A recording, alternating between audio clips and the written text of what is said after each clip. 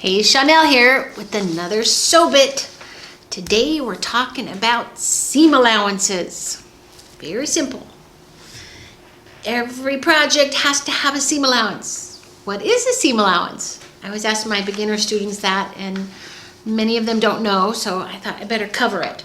This is a sheet that I give to all my beginner students in class number 2.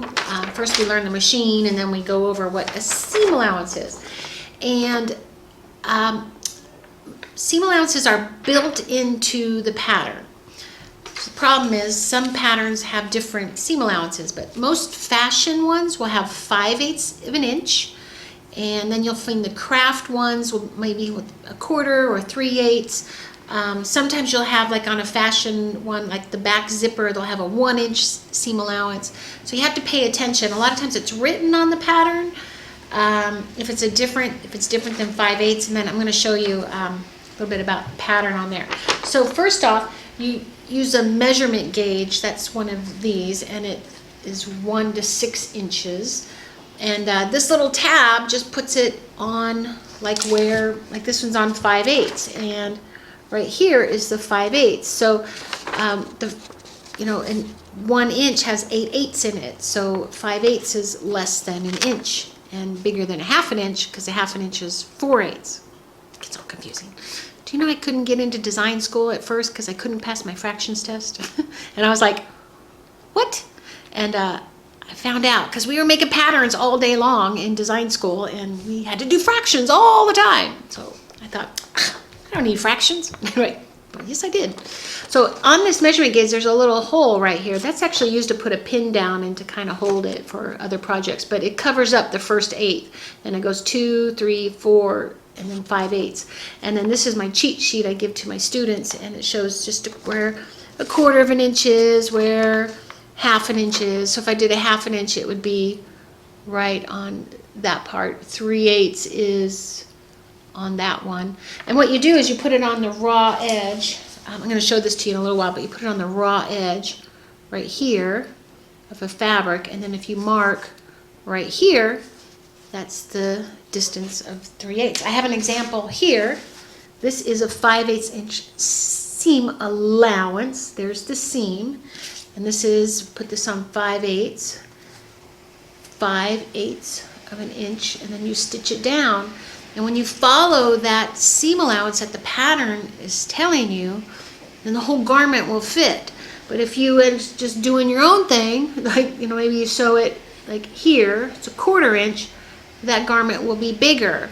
And in little increments going around, it could be several inches bigger, which is actually, in the smaller sizes, 1 inch is a different size. So from 6 to an 8 is a 1 inch difference. That's it. And then it could be little 1/4 here, 1/4 there, 8 there, and then all of a sudden your garment's bigger. If you sew past the 5/8, like let's say you sew it right here, then your garment's going to get smaller. That's when you have a problem, because that's harder to fix. So, so there's the seam allowance. A lot of times you'll press the seam allowances open like this, and then that's the seam allowance. This is the skirt that we do these in our beginner class. We do samples on each step, and this is marking the seam allowance here, and then this is actually the stitched seam allowance here.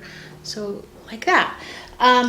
Wanted to show you real quick on, this is from a vintage pattern, this pattern piece. This is actually shows you the markings of, this is 5/8 right here, like where the seam would actually go. That's that dashed mark.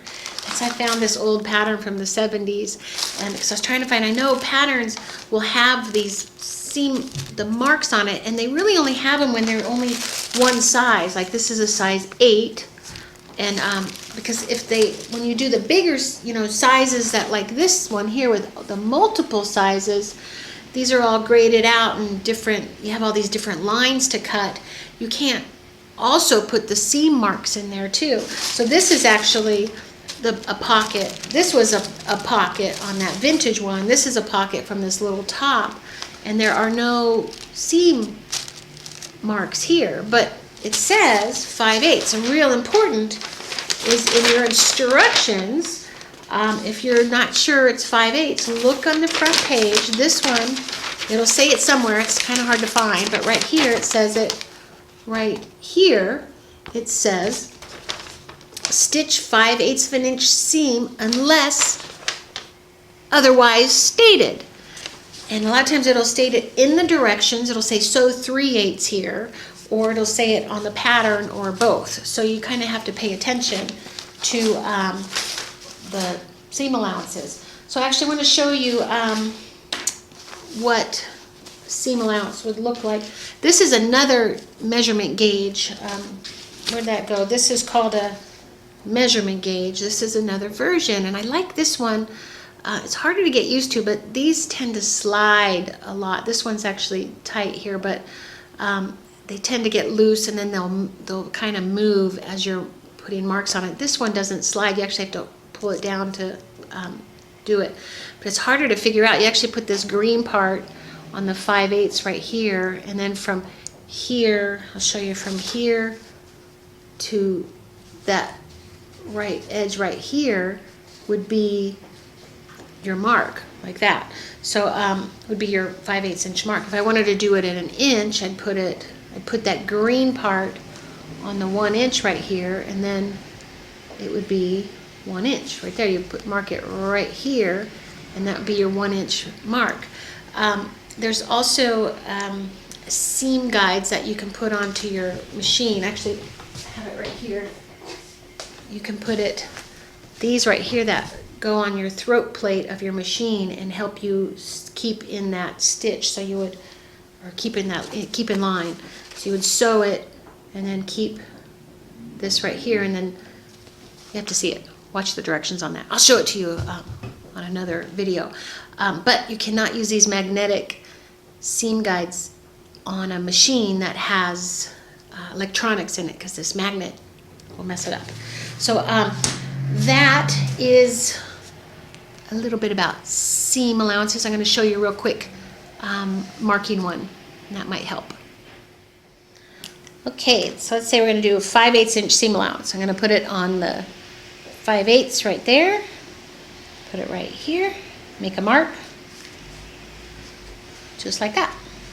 Make some marks, then this is where you're going to follow along. If you need to get a ruler and blend them in, great, but this will be where you would mark it. To use this one, let's say I'm going to do a 1 inch seam allowance. I'm going to put the green mark right there on the 1 inch. And I'm going to go make a mark. That's why I like this one. It actually makes bigger marks, where you actually can follow it longer. So then that's how you do that. If I want to do a 1/2 inch seam allowance, I'd put it on the half right here, and I put that edge right here. So a 1/2 inch is smaller than the 5/8. You can see, so you got the 5/8 and a half, 1 inch. So I want to do a 1/4 inch. I think, yeah, it's this one's a little weird. It's right there. I'm going to put it right there, and it's a 1/4 inch, which is half of a 1/2 inch. Right here, you're going to put a 1/4 inch right there. And again, there's your 1/4 inch right there. And you will just sew it just like this. You would just sew it straight down, be nice and even, and then you'll have a nice seam allowance. So that's it. Well, I hope that helped a bit. Make sure you get your seam allowances straight, measure it, get used to the fractions, and then all your garments will fit like the pattern says it's going to fit. I'll see you in the next sew bit.